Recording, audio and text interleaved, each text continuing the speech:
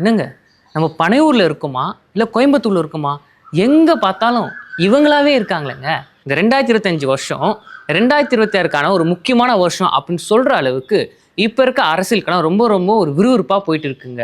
இந்த பக்கம் பார்த்தா நாங்கள் யாரோட கூட்டணிக்கு போகிறோம் நாங்கள் முடிவு பண்ணிட்டோங்க, இவங்களோட தான் எங்களோட கூட்டணி இருக்கும் அப்படின்னு இவங்க சொல்ல, இந்த பக்கம் இருக்கவங்க இங்கே பாருங்க நாங்கள் இவங்களோட கூட்டணி வைக்க மாட்டோம், எங்கள் கூட்டணி நாங்கள் முறிச்சுக்கிறோம் அப்படி இவங்க சொல்ல, இன்னொரு பக்கம் என்னங்க இதெல்லாம் வந்து சாதாரண பிரச்சனைங்க, இதுக்குள்ள நீங்க வராதீங்க, இந்த அப்பா பையனா அப்படிதாங்க இருப்போம் அப்படி இவங்க சொல்லிட்டு இருக்கும்போது, இதுக்கு இடையில தமிழக வெற்றி கழகம் வந்து ஒரு இன்ஃபர்மேஷன் சொல்லியிருக்காங்க. என்னன்னு பார்த்தீங்கன்னா 26, 27 நாங்கள் வந்து எங்களோட முதல் மாநாடை நடத்த போகிறோம் அப்படின்னு.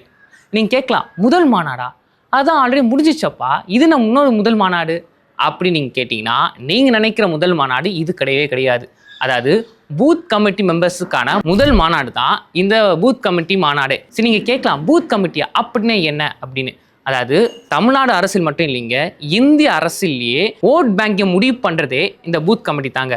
ஏன்னா பூத் கமிட்டி எந்த அளவுக்கு வந்து ஒரு ஸ்ட்ராங்காக இருக்கோ அந்த அளவுக்கு அந்த கட்சியோட ஓட்டு எண்ணிக்கை அதிகமாகும். இன்னொரு முக்கியமான இன்ஃபர்மேஷன் என்னன்னா, இன்னைக்கு வரைக்குமே தமிழ்நாட்டில் டிஎம்கே ஏடிஎம்கே இவங்க 2 பேர்கிட்ட மட்டும்தான் பூத் கமிட்டின்னு ஒரு விஷயமே இருக்கு. அதனால தான் இன்னி வரைக்கும் மக்களோட ஓட்டு அவங்களுக்கு அதிகமாக வந்துட்டு இருக்கு. இதெல்லாம் நினைவில் வச்சு தான் நம்மளுடைய தமிழக வெற்றி கழகத்தின் விஜய் அவர்கள் வந்து பூத் கமிட்டி மாநாடு நாங்கள் நடத்த போகிறோம், அது முதல்ல கோயம்புத்தூர் நடத்த போகிறோம்னு சொல்லி ஆல்ரெடி இன்ஃபர்மேஷன் வந்து கொடுத்துருந்தாரு.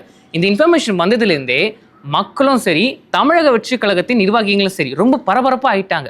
ஒரு சில பேர் வந்து என்னங்க அவர் வரப்போறார் கோயம்புத்தூர், நாங்கள் அவங்கள பார்க்கணும் அப்படின்னு ஒரு ஆர்வத்திலையும், இன்னொரு பக்கம் என்னங்க எங்களோட கட்சி அடுத்த கட்டத்துக்கு போயிட்டு இருக்கு, நாங்களும் கூட சேர்ந்து பரபரப்பாக வேலை செய்யணும் அப்படின்னு அந்த பக்கமும் ரொம்ப பரபரப்பாக போயிருந்தாங்க. இப்படி இருக்க நேற்று அதாவது 26ஆம் தேதி வந்து தமிழக வெற்றி கழகத்தின் விஜய் அவர்கள் வந்து கோயம்புத்தூருக்கு வந்திருந்தார். ஃப்ளைட்டில் வந்து அங்கேருந்து ஒரு ஹோட்டலுக்கு போகிறதுக்காக வண்டியில் போயிருந்தாரு. அது சாதாரணமாக போலிங்க, ரோட் ஷோ அப்படின்னு சொல்லப்படுற, அதாவது ஒரு வண்டியில் நின்றுக்கிட்டே வந்து அந்த ஹோட்டலுக்கு போயிருக்காரு. அப்படி போகும்போதே மக்கள்லாம் வந்து திரைக்கடல் போன்று மக்கள்லாம் வந்து கடல் மாதிரி அப்படி சூழ்ந்து நின்றுந்தாங்க. அந்த பக்கம் பார்த்தா விஜய் அவர்கள் வாழ்க அப்படின்னு சொல்கிறதோ, இந்த பக்கம் பார்த்தா விஜயனான்னு சொல்கிறதோ, அப்படியே கொஞ்சம் அப்படி கேமரா தூக்கி அவர் கிட்ட போய் பார்த்தீங்கன்னா இன்னொருத்தர் வந்து வண்டி மேலே ஏறி நான் விஜயனா அப்படின்னு சொல்லணும் ரொம்ப ஒரு ஆரவாரமாக போயிருந்தது அந்த ரோட் ஷோ. ஸோ இந்த கமிட்டி மாநாடு எதுக்காக அப்படின்னு பார்த்தீங்கன்னா, நான் முதல் சொன்னது தான், அதாவது கமிட்டியில் இருக்க பூத் கமிட்டி வந்து பில்ட் பண்ணும், அப்போ தான் ஓட் பேங்க் வாங்க முடியும்.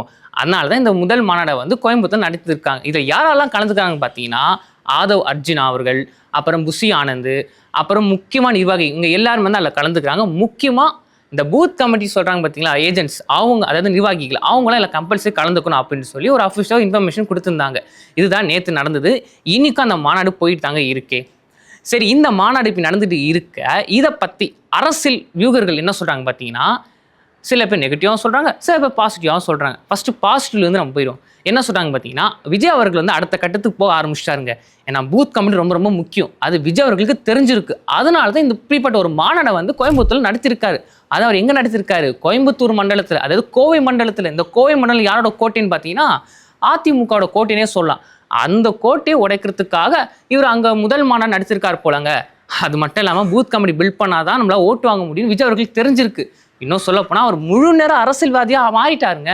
இந்த மாதிரி விஷயத்தெல்லாம் அடுத்தது பண்ணிட்டு இருக்காரு அப்படின்னு அவங்க சொல்ல, இன்னொரு பக்கம் இருக்கு என்ன சொல்கிறாங்கன்னா, இங்கே பாருங்க, இப்போ வரைக்கும் சரி அந்த கட்சியில் இருக்கவங்களும் சரி மற்றவங்களும் சரி அவரை ஒரு அரசியல் தலைவராகவே பார்க்குறது இல்லைங்க, அவர் வந்து ஒரு நடிகர் அப்படின்ற ஒரு விஷயம் தான் அவரை பார்க்குறாங்களே. இப்போ நீங்கள் சொல்கிறீங்களா கட்சி தொண்டர்கள் அப்படின்னு, ஆனால் அவர் வரும்போது அந்த ரோட் ஷோவில் நீங்கள் பார்த்துருப்பீங்களே, வண்டி மேலே ஏறி ஒரு அமக்களை பண்ணின்னு, இதெல்லாம் வந்து ஒரு கட்சியில் இருக்கவங்க பண்ணுவாங்களா?